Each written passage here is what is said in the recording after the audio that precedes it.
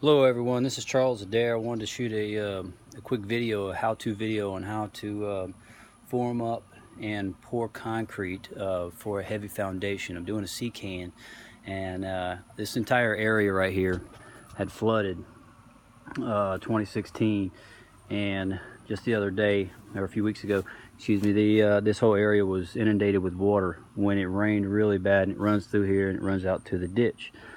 Now this is Santa Maula, Louisiana, so we're not exactly the highest point in this parish. But anyhow, back to the concrete pour. I'm shooting this at different stages, so you can see this is the first stage where I put this, where I formed it up around, where I dug the hole. That's the dirt, of course.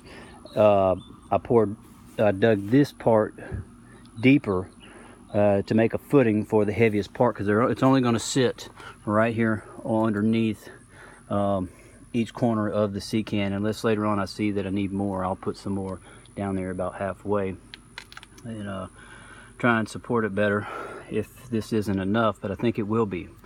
So I put the wire down here, and this is what was sticking up. Now I'm going to put this on top of here, and I'm going to form up each part, go down a little bit on each edge, and then just 2 foot wide, and make it 2 foot wide, and make it where it'll have plenty of surface to put right here. And also I got some stairs in the front. I'm going to end up putting this higher, pick the whole C-can up where it's at least 2 foot to here, where I have like 2'4", I think it is, so I may have to shim up a little bit more to get it exactly where I want it. But I'd rather have to shim a ½ inch or so, or an inch, with maybe some metal plates than to form it all the way up to it. But I've bent my wire already, and this is the remains right here. And these are some of the blocks that I've busted and broken just trying to pick this thing up, because it's a 12-ton jack. Picking up one side, it busting bricks, and I've already busted one jack at 12 tons. It busted the seals on it, so I'm assuming this is over 26,000 pounds overall weight of this entire thing. So even though this counterbalances, if you pick up one side, there's still a little bit on the end to counterbalance it. So I guesstimated 26,000 pounds. Anyhow, these are my forms that I just built. I built them over the last few days. They were perfectly square, but my outside edges here were too wide for the form. This is the form right here, but you can see I've made it a little bit smaller to fit inside the form, and then I'll level it and I'll make sure it's the right elevation.